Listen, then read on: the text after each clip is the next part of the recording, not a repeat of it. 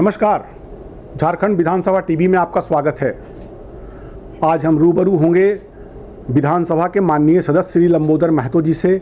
जानेंगे इनके राजनीतिक सफ़र के बारे में, इनके व्यक्तिगत जीवन के कुछ अनछुए पहलुओं के बारे में।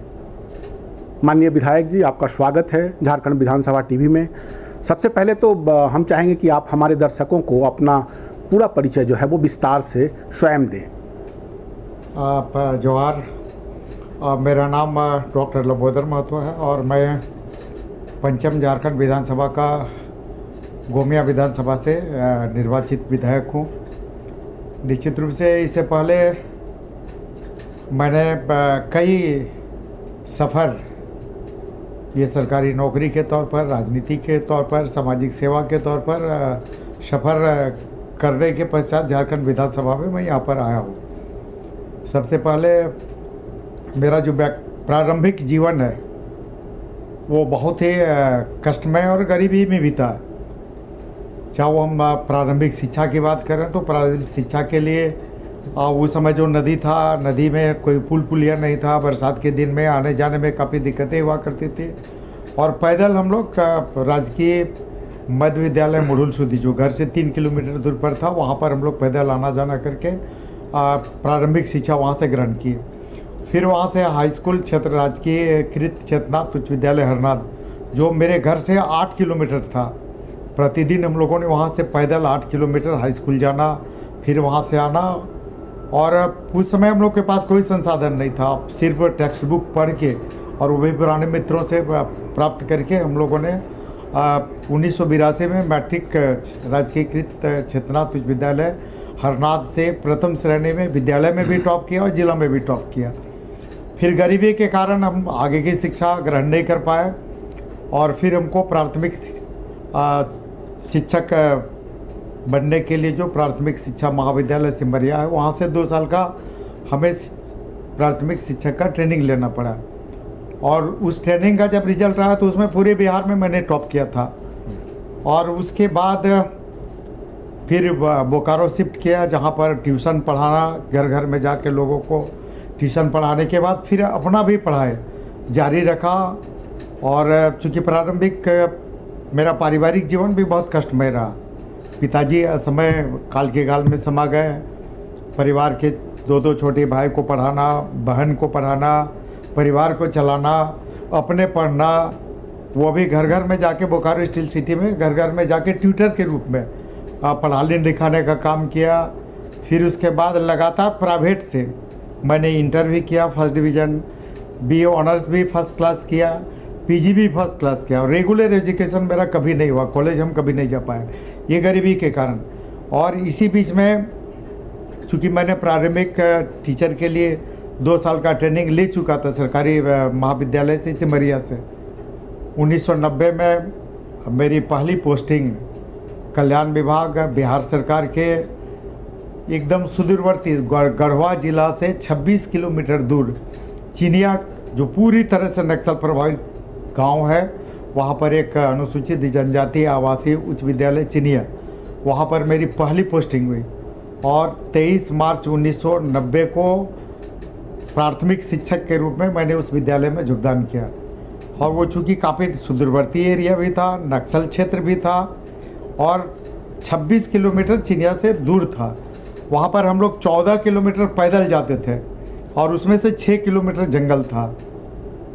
और सुबह शाम दोपहर वहाँ जो नक्सलियों से मिलना जुलना, उठना बैठना, होटल जाए तो वहाँ मिले, हर जगह पर उन लोगों के साथ। और हम 6 साल तक उस विद्यालय में 1996 तक चिनिया जैसे सुदूरवर्ती और नक्सल प्रभावित उच्च विद्यालय में, जो अनुसूचित जनजाति के लिए कल्याण विभाग का विद्यालय संचालित होता, वहाँ पर 6 साल तक प्राथमिक शिक्षक के रूप में वहाँ पर पढ़ाने का काम किया।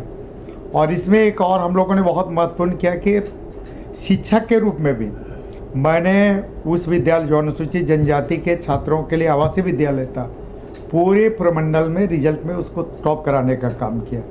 और इसके साथ ही प्राइवेट से डिग्री भी लेना, पढ़ना भी, पढ़ाना भी। और इसी के साथ हमने बिहार अवर सेवा चयन परिषद के द्वारा जो तृतीय स्नातक स्तरीय परीक्षा प्रतियोगिता परीक्षा निकला था, हमने उसमें भी आवेदन किया, उसमें भी प्रारंभिक परीक्षा पास किया, मुख्य परीक्षा पास किया और फिर श्रम प्रवर्तन पदाधिकारी के रूप में मेरी पोस्टिंग हुई।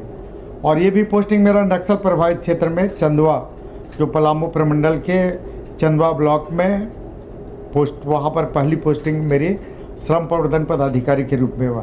फिर उसके बाद मैंने पढ़ाई का क्रम जारी रखा। एक तरफ गरीबी, एक तरफ संसाधन का अभाव, एक तरफ सुदूरवर्ती क्षेत्र, एक तरफ नक्सली, कई समस्या थी, लेकिन मैंने जीवन में कभी हार नहीं माना।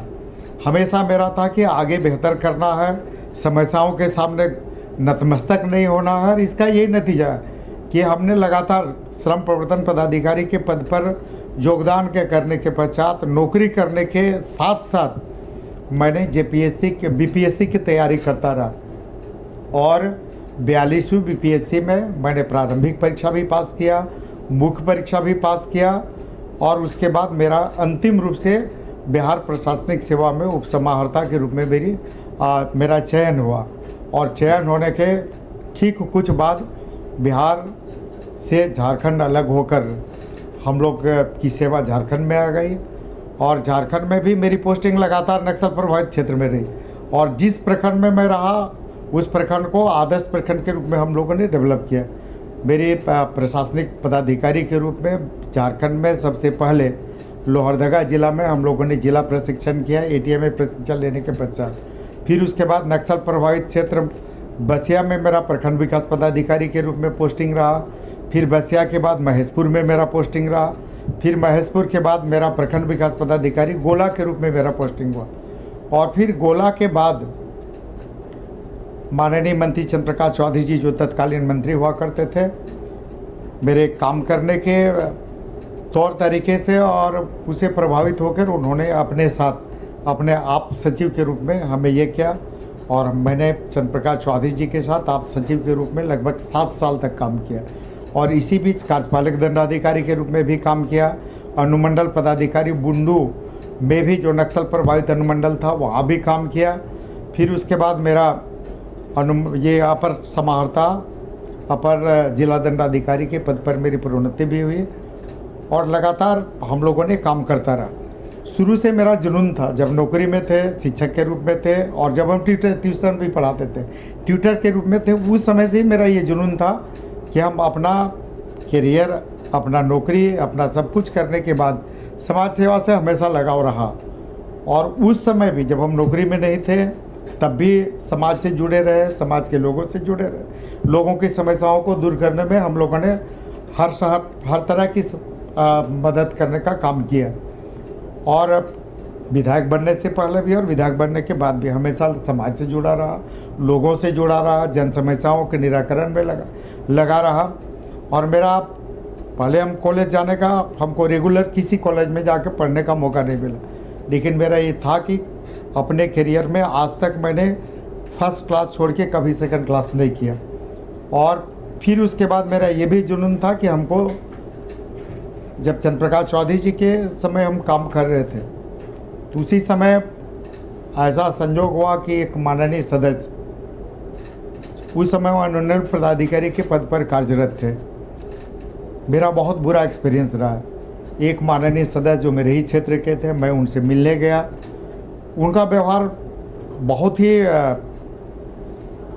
दुर्भावना से ग्रसित था और पूरी तरह से डिमोरलाइजिंग था।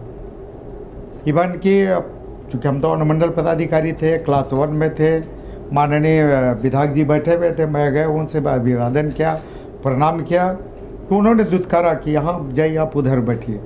तो हमने वो दिन भी हमको याद है, 12 दिसंबर 2012, मैंने उसी दिन संकल्प लिया कि अब मैं नौकरी छोड़ के विधायक बनूंगा। और उसी दिन संकल्प लिया कि इनको पहला काम तो मेरा ये रहेगा कि ये इनको विधायक बनने नहीं देंगे और दूसरा काम ये होगा कि हम विधायक बनेंगे।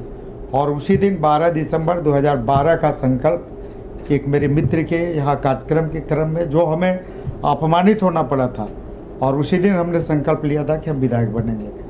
और जनता का सहयोग, ऊपर वाली की कृपा और जो जन ये में लगे रहे, लोगों के साथ लगे रहे, समाज सेवा में लगे रहे, उसका परिणाम है कि आज विधायक है। और आज भी जब हम विधायक नहीं थे तब भी 18 घंटा मेहनत करते थे और आज भी 18 घंटा हम मेहनत कर रहे हैं, लोगों के साथ समस्याओं का निराकरण कर रहे हैं। तो कहीं ना कहीं ये जनसेवा और वो अपमानित जो हुए जी, वो एक मेरे लिए वह महज संयोग था। और पदाधिकारी जो डिप्टी कलेक्टर बनने के पीछे भी मेरा यही था कि एक आवेदन एक पदाधिकारी के पास गए थे और उस आवेदन में ग्रीन से सिग्नेचर मेरा किया हुआ था, जिस पर पदाधिकारी ने टोक दिया था कि आप ग्रीन में सिग्नेचर करने के टाइटल नहीं है। और हमने उसी दिन संकल्प लिया था कि डिप्टी कलेक्टर बनेंगे, क्लास 1 अफसर बनेंगे और ग्रीन इंक से सिग्नेचर करने के टाइटल बनेंगे। और वो भी मेरे लिए प्रेरणा का कारण बना। तो हर समस्या को, हर अपमानित को, हर ये को अपमान को मैंने संकल्प के रूप में लिया, चुनौती के रूप में लिया और उसके रूप में आज हम यहाँ पर हैं। तो विधायक जी, आपका जो आपने जो इतना विस्तार से बताया, तो मैं जब इसको सुन रहा था तो ऐसा लग रहा था कि कोई फिल्म की पटकथा है। आपको भी, दर्शकों को भी कुछ ऐसा लग रहा होगा कि हम एक संघर्ष भरे जीवन की एक पटकथा जो है वो सुन रहे हैं। आपने जो ठाना उसको पाया। ये तो राजनीति आपके सामाजिक जीवन के क्षेत्र से जुड़ी हुई बातचीत हुई, एक लंबे संघर्ष के सफ़र की बातचीत हुई। राजनीति के अलावा भी एक व्यक्ति की अभिरुचि होती है, कई अन्य अलग अलग क्षेत्रों में अभिरुचि होती है। आपकी इसके अलावा और क्या अभिरुचि है? देखिए, मुख्य रूप से मेरा स्टूडेंट लाइफ से ही, जब हम क्लास 10th में पढ़ते थे तो 9th के बच्चों को पढ़ाते थे, 8 के बच्चों को पढ़ाते थे। तो मेरा टीचिंग शुरू से हॉबी रहा, चाहे वो परिस्थिति का कारण जो बना हो कि हम मैट्रिक के बाद टीचर्स ट्रेनिंग करने के बाद एज ए ट्यूटर काफ़ी दिनों तक बोकारो में काम किया, घर घर में जाना, लोगों को पढ़ाना, छात्रों को पढ़ाना। तो पढ़ाना मेरा एक हॉबी हो गया, शौक़ हो गया। और अभी भी चूँकि टीचिंग में काफ़ी लंबा समय रहा, टीचर के रूप में भी लगभग 8 साल तक हम पढ़ाने का काम किए। तो आज भी मेरा एक हॉबी है कि हम अभी भी विधायक के रूप में भी जब जाते हैं किसी स्कूल में जी, स्कूल खुला रहता है, बच्चे रहते हैं, तो वहाँ भी जाके भी हम पढ़ाने का काम करते हैं। तो बच्चों को पढ़ाना एक मेरा हॉबी रहा है और अभी भी ये काम हम कर रहे हैं। आज विधायक के रूप में भी अगर किसी विद्यालय में जाते हैं तो वहाँ के छात्र छात्राओं को पढ़ाने का काम करते हैं। दूसरा मेरा एक शौक़ है, खेल के प्रति भी मेरा फुटबॉल के प्रति शौक़ रहा, बैडमिंटन के प्रति शौक़ रहा और आज भी हम जब भी मौका मिलता है इन दोनों खेल में अपना समय निकालते हैं, फिजिकल फिटनेस के लिए, मेंटली फिटनेस के लिए भी, और ये भी आवश्यक है। तो आज भी फुटबॉल बैडमिंटन दोनों के प्रति शौक़ है, पढ़ाने का शौक़ है और अभी भी ये काम कर रहे हैं। इसके साथ ही लिखने का एक मेरा शौक़ है। इसका कारण है, आप देखेंगे कि मेरा अपना एक शोध ग्रंथ भी है, कोटा लोकगीतों में संस्कृत काव्य से गृहीत प्रसंग पर मेरा एक शोध ग्रंथ भी है।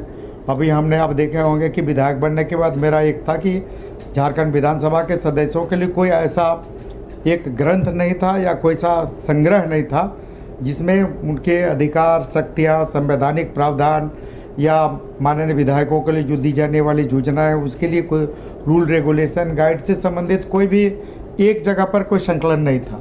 और मैंने भी एक विधानसभा में विधायक बनने के बाद बहुत खोजा कि कहीं ऐसा मिले जिसे हम लोग अध्ययन कर सकें, सीख सकें, जानकारी प्राप्त कर सकें। तो कहीं मिला नहीं, उपलब्ध नहीं था, तो हमने ये काम किया और झारखंड विधानसभा के संदर्भ में एक परिपत्र संग्रह का संकलन किया जो काफ़ी उपयोगी है, जिसकी सराहना लोग कर रहे हैं और लगातार उस पर अभी एक हमने और अभी काम उस पर पूरा एक्सरसाइज हम कर रहे हैं कि आज राजनीति में शुचिता के लिए, राजनीतिक शुचिता जरूरी है समाज में, राज्य में, देश के लिए बहुत ही ज़रूरी है। और इस संदर्भ में अभी सरकार भी प्रयास करती है कि जो माननीय सांसद है, माननीय विधायक है, माननीय मंत्री है, मुख्यमंत्री है, उनके लिए जो स्वजन प्रदर्शन करने से संबंधित, उनके शिष्टाचार के लिए, शिलान्यास उद्घाटन से संबंधित, ये तरह तरह के कभी कभी सामने समस्या ही आती है। या इस संदर्भ में अगर आप देखोगे कि राजनीतिक शुचिता के लिए माननीय सर्वोच्च न्यायालय का और कई उच्च न्यायालयों का भी बहुत सारे परिपत्र, बहुत सारे न्यायाधीश आए हैं जी। अभी हमने ये संकलन किया है जिसका विधिवत अभी हम लोग विधानसभा स्थापना दिवस में इसका हम लोग लोकार्पण कराएंगे कि जितना भी लोकसभा या राज्यसभा या राज्यसभा सदस्य, लोकसभा सदस्य, जो भी जनप्रतिनिधि है, उनके लिए सर्वोच्च न्यायालय या उच्च न्यायालय का जितने भी न्यायाधीश आए हैं, जिनके राजनीतिक सुचिता के लिए जिनकी बहुत ही आवश्यकता है, तो इन सारे का हमने संकलन किया है, जिसका हम लोग विधिवत लोकार्पण भी कराएंगे। तो अभी भी पढ़ना, पढ़ाना, लिखना, ये सारा चीज़ पर हम लोग लगे हुए। एक चीज़ अभी और हम लोग कर रहे हैं कि मेरे विधायक बनने के बाद से अब तक विधानसभा में गोमिया विधानसभा से संबंधित या राज्य से संबंधित जितने महत्वपूर्ण मामले आए, और कई ऐसे महत्वपूर्ण मेरे द्वारा जो लाए गए सवाल हैं, उन्होंने राज्य के परिदृश्य को बदलने के लिए ये किया है। अभी आप देखे होंगे कि मेरा 8 सितंबर 2020 को मेरा विधानसभा में एक क्वेश्चन था, अल्पसूचित प्रश्न में आया था। वो था कि राज्य में कई ऐसे वृद्ध, वृद्धा या विधवा या दिव्यांग छूटे हुए हैं जिनको पेंशन नहीं मिल रहा है। मेरा ही अल्पसूचित प्रश्न में था, और उसी अल्पसूचित प्रश्न के आलोक में जब मेरा प्रश्न आया, सरकार का जवाब आ रहा था, माननीय जोबा जी इसका जवाब दे रहे थे, तो कई सदस्यों ने उठ के इसका समर्थन किया कि ये बहुत ही जस्टिफाइड है, राज्य हित में, राज्य के विधवाओं के लिए, वृद्धाओं के लिए, जो दिव्यांग है उनके लिए, कि इसको करना चाहिए। और आज उसी अल्पसूचित प्रश्न के आलोक में, सरकार के आश्वासन के आलोक, और उसी दिन जो माननीय संसदीय कार्य मंत्री है आलमगीर जी ने, उन्होंने तुरंत इशारा किया कि आज इसका घोषणा करेंगे मुख्यमंत्री जी, और उसी दिन मुख्यमंत्री जी ने सदन में घोषणा किया। और आज उसका परिणाम है कि करीब 13 लाख, पूरे राज्य में 13 लाख से ज़्यादा, और उसी के आलोक में सरकार ने सर्वजन पेंशन योजना भी लाई, और आज 13 लाख से ज़्यादा वृद्ध, विधवा, दिव्यांग जितने भी हैं, इन सारे लोगों को इसका लाभ मिल रहा है। अब देखे होंगे राज्य स्तर पर ओल्ड पेंशन स्कीम भी मेरे विधानसभा में लाया हुआ था, और उसी में सरकार का आश्वासन के आलोक में आज ओल्ड पेंशन स्कीम भी लागू हुआ, जिसमें हजारों जो वर्कर्स हैं सरकारी, उनको इससे बेनिफिट मिल रहा। कई ऐसे मामले 87 ओबीसी को 27% आरक्षण देने से संबंधित, उसमें भी मेरे ही प्रश्न के आलोक में सरकार का आश्वासन था। आप जो हम लोग जिसकी बात करें 1932 खतियान आधारित स्थानीय नीति, जिसको लेकर हमने लगातार आंदोलन किया, सदन के अंदर भी और सदन के बाहर भी, मुख्यमंत्री प्रश्नकाल में, अल्पसूचित में, तारांकित में, जितने भी प्रश्न करने के आधार हैं, हर आधार पर इसको लेके। और आप देखे होंगे कि लगातार मेरा ये संकल्प था कि बजट सत्र 2021 से लगातार इस मामले को लेकर हम विधानसभा से बाहर धरने पर बैठे रहे, तब तक बैठे रहे जब तक सदन में ये विधेयक नहीं आया। ये विधेयक आया, विधेयक पारित भी हुआ, तो कई मामलों को लेकर, और आप देखे होंगे कि हमने कई चीज़ों को लेकर एक नया स्वरूप देने का काम किया। अभी आप देखे होंगे कि याचिका के माध्यम से मैंने कई लोगों को जो नक्सल गतिविधि में मारे गए, उनके आश्रितों को याचिका के माध्यम से उनको नौकरी दिलाने का काम किया, अनुकंपा के आधार पर कई मामलों पर मुआवजा देने का काम किया। और आज हमें खुशी एक चीज़ को लेकर, हमने 16 मार्च 2020 से लेकर लगातार एक मामले को लेकर मैंने आंदोलन किया, सदन के अंदर भी, सदन के बाहर भी, मुख्यमंत्री जी के समक्ष भी। और आज हमें खुशी है कि 3 साल संघर्ष करने के बाद आज हमें सफलता मिली। वो मामला है 8 अप्रैल 2014 को शहीद विनोद यादव, जिनकी नक्सली हत्या में सुकमा में, छत्तीसगढ़ में, जिनकी जो शहीद हो गए थे, उनकी विधवा को नौकरी देने का लड़ाई हमने लगातार 3 साल तक लड़ा, मुआवजा देने का। तो आज हमें खुशी है कि विधानसभा में वो मामला लाने के बाद उन्हें मुआवजा भी मिला, और अभी हाल में 2 महीने पहले उसकी पत्नी को हम लोगों ने नौकरी भी दिलाई, और नौकरी दिलाने में भी लगातार 3 साल का संघर्ष करना पड़ा। तो आज एक खुशी है कि एक शहीद परिवार के आश्रित को, उसकी विधवा को आज अनुकंपा पर नौकरी मिल गई। एक ये है, कई जितने महत्व राज्य स्तर के मामले देखे या क्षेत्र के स्तर, मैंने अपने विधानसभा क्षेत्र स्तर में भी कई ऐसे महत्वपूर्ण काम, जो मेरा संकल्प था, सपना नहीं संकल्प था, एक संकल्प ये था कि हमें गोमिया विधानसभा क्षेत्र के सभी गाँवों में, सभी टोलों में हमें शुद्ध और स्वच्छ पेयजल पहुँचाना है, पाइपलाइन के माध्यम से।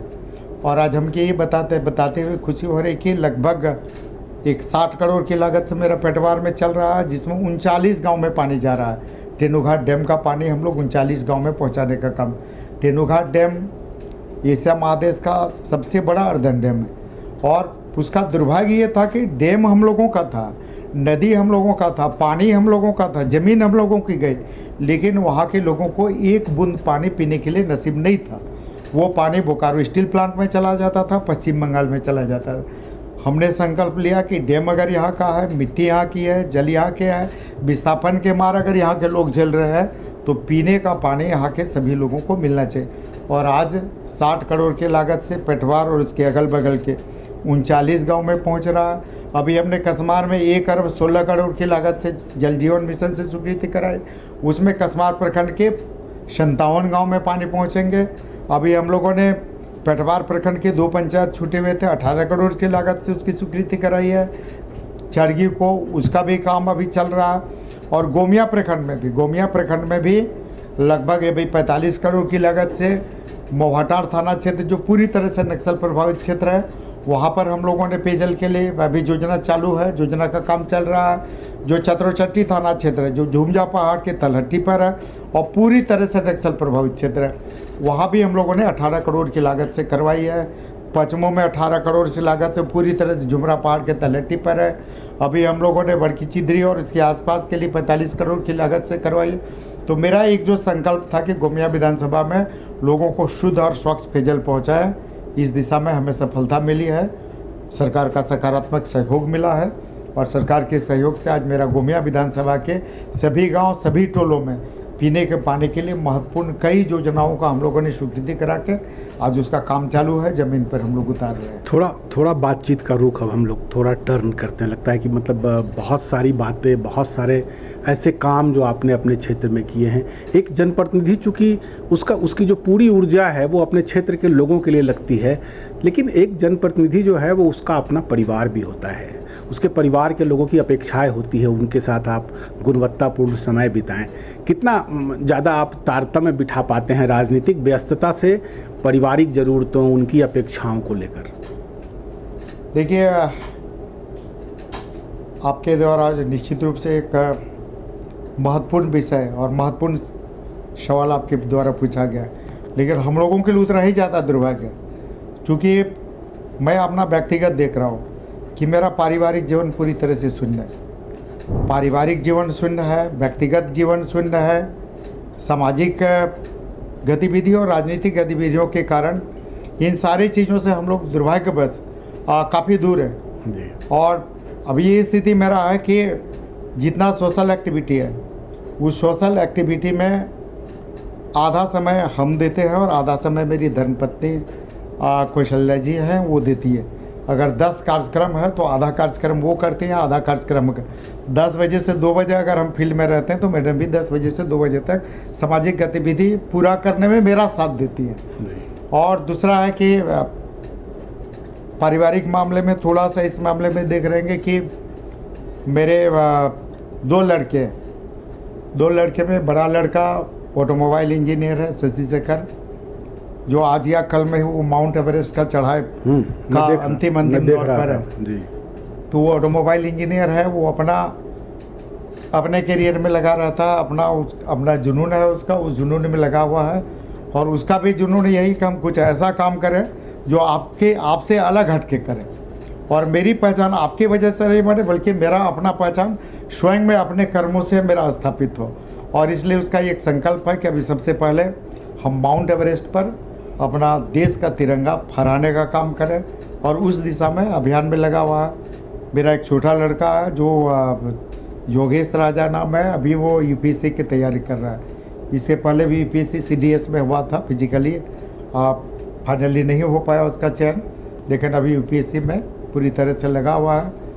मैडम साथ में रहती हैं और सामाजिक गतिविधि में ज़्यादा समय, तो निश्चित रूप से समय, चूँकि अपने लिए बिल्कुल अपने लिए भी समय नहीं है, परिवार के लिए नहीं समय है, सब कुछ क्षेत्र जनता के लिए, सारा चीज़ हम लोगों का पूरा जीवन जनता के लिए समर्पित है। मेरा भी और मेरी धर्मपत्नी मैडम का भी सारा परिवार, सारा समय जनता और क्षेत्र के लिए समर्पित है।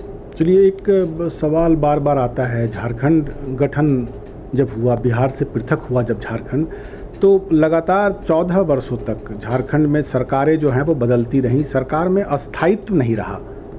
संयोग से वर्ष 2014 के विधानसभा चुनाव के बाद सरकार जो है वो अस्थायी तौर पे काम कर रही है।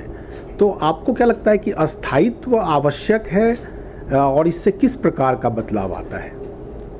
देखिए, निश्चित रूप से किसी भी राज्य के विकास के लिए, किसी भी राज्य के सर्वांगीण विकास के लिए, राज्य में विधि व्यवस्था को दुरुस्त करने के लिए, राज्य को ऊंचाई पर ले जाने के लिए सरकार का अस्थायी होना बहुत ही आवश्यक है। और ये एक सुखद संकेत है कि अभी विगत 2 बार से हम लोग देख रहे हैं कि अस्थायी सरकार झारखंड में बन रही है और इसका एक अच्छा परिणाम आ रहा है कि विकास के काम हो रहे हैं, राज्य विकास की पटरी पर आगे बढ़ रहा है। तो निश्चित रूप से किसी भी राज्य के लिए, किसी भी राज्य के विकास के लिए, विधि व्यवस्था के लिए या अन्य विकास के जितने भी आयाम हो, उसके लिए अस्थायी सरकार का होना बिल्कुल ही आवश्यक है। संक्षेप में जानना चाहेंगे, आप विभिन्न महत्वपूर्ण समितियों के भी सदस्य हैं, किस प्रकार की एक्टिविटी जो है वो चलती है और किस प्रकार से आम लोगों को इसका फ़ायदा मिलता है? देखिए, निश्चित रूप से झारखंड विधानसभा में कई समितियां बनी हुई हैं और कई महत्वपूर्ण समिति भी है, कई वित्तीय समिति भी है और निश्चित रूप से ये झारखंड विधानसभा की जो समितियां निश्चित रूप से बहुत महत्वपूर्ण और बहुत उपयोगी है और हमें तो कई समितियों में काम करने का अनुभव मिला है। प्राक्कलन समिति में भी मिला है, लोक लेखा समिति में भी मिला है, सरकारी आश्वासन समिति में मिला है। तो निश्चित रूप से इन समितियों का उपयोग हम लोग जनहित में, जन समस्याओं को निराकरण करने में हम लोग इसको कर सकते हैं। और ये भी सच है कि अभी हम लोग देख रहे थे कि लगभग हम लोक लेखा समिति की बात करते हैं तो लोक लेखा समिति में अभी लगभग 1,500 से ज़्यादा मामले, 1,500 से ज़्यादा जो एजी का उठाया हुआ आपत्ति है उसका निराकरण नहीं हो पाया। तो कहीं न कहीं ये वित्तीय अनुशासन के लिए ये आवश्यक है कि जो एजी का आपत्ति है उसका ससमय निराकरण हो। ये सरकार के लिए भी, विभाग के लिए भी और ये महत्वपूर्ण है और हम लोगों ने लगातार प्रयास किया है कि उसका एक एक आपत्ति का हम लोगों ने समीक्षा करके निराकरण की दिशा में काम कर रहे हैं। अभी सरकारी आश्वासन 2000 से ज़्यादा राज्य बनने से अब तक में अभी भी 2000 से ज़्यादा आश्वासन सरकार का जो सदन में दिया हुआ वो लंबित है। तो समिति के लिए अच्छा है कि समिति एक एक विषयों को मॉनिटरिंग करके, इनकी समीक्षा करके इसको निराकरण करने और जो भी आश्वासन है जनहित में है तो निश्चित रूप से समितियां काफ़ी कारगर हैं जन समस्याओं को निराकरण के लिए। राज्य हित में और जनहित में निश्चित रूप से ये समितियां कारगर भूमिका निभा रही हैं। बस एक अंतिम सवाल है, मतलब हर एक विधायक जो है वो पूरी अपनी इच्छा शक्ति के साथ जो है वो कार्य संपन्न कराता है, लेकिन आपका अपने बारे में कम से कम 2 ऐसी बातों को बताइए, 2 ऐसे मुद्दे बताइए जिसको आप चाहते हैं कि आप इसको सॉल्व कराना, इसका समाधान कराना जो है वो आपका सपना है। आप लगातार इस दिशा में काम कर रहे हैं लेकिन वो समाधान नहीं हो पा रहा है। देखिए, एक तो मेरा जो महत्वपूर्ण अपना संकल्प था, वो संकल्प क्या, मेरे विधानसभा क्षेत्र का स्ट्रक्चर कुछ इस तरह का है कि मेरे विधानसभा क्षेत्र का गोमिया प्रखंड और कसमार प्रखंड, गोमिया प्रखंड का अगर हम देखेंगे तो जो चतरोचट्टी थाना क्षेत्र वो पूरी तरह से नक्सल प्रभावित क्षेत्र है और नक्सल प्रभावित क्षेत्र होने के कारण उसका एक दुष्परिणाम जो रहा है, वहाँ पे आज भी विकास की किरण नहीं पहुँच पाई है। कई ऐसे गांव, कई ऐसे पंचायत, विशेषकर हम चूटे पंचायत देखते हैं तो चूटे पंचायत में अभी भी जाने के लिए वहाँ पर पुल पुलिये नहीं है, सड़क नहीं है। तो मेरा एक संकल्प था कि हम विकास का शुरुआत, विकास की किरण सबसे पहले वहीं पहुँचाने का काम करेंगे जहाँ विकास की किरण नहीं पहुँची है। उदाहरण के तौर पर अगर हम लोग देखें तो नवाडी एक जगह है, आज़ादी का 75 वर्ष में आज तक वहाँ पर जाने के लिए पुल नहीं बना। चूटे पंचायत के कई ऐसे 5 जगह ऐसे हैं जहाँ पर आज तक पुल पुलिया नहीं, हमने प्राथमिकता के पर लिया है और अभी हमें सफलता भी मिली है। कभी उन सारे जगहों पर जहाँ पर पुल पुलिया नहीं बना था, हमने सरकार के सहयोग से उन सभी नक्सल प्रभावित जगह पर आवागमन सुव्यवस्थित हो पाया। इसके लिए अभी कई पुल पुलियों का निर्माण भी कराया है, कई का स्वीकृत कराया है, कई का भी काम चालू कराना है, कई का भी हमें स्वीकृति भी करानी है। तो मेरा पहला जो था कि झुमरा पहाड़ जो नक्सल प्रभावित क्षेत्र है वहाँ पर पुल पुलिया सड़क का निर्माण हो पाए, इस दिशा में मेरा संकल्प था और सरकार के सहयोग से इसको करने में हमें सफलता भी मिल रही है। तो दोस्तों, हमने बातचीत की विधायक लंबोदर महतो जी से। अगली कड़ी में हम फिर किसी हस्ती के साथ आपसे रूबरू होंगे। तब तक हमारी पूरी टीम को इजाज़त दीजिए। नमस्कार। धन्यवाद।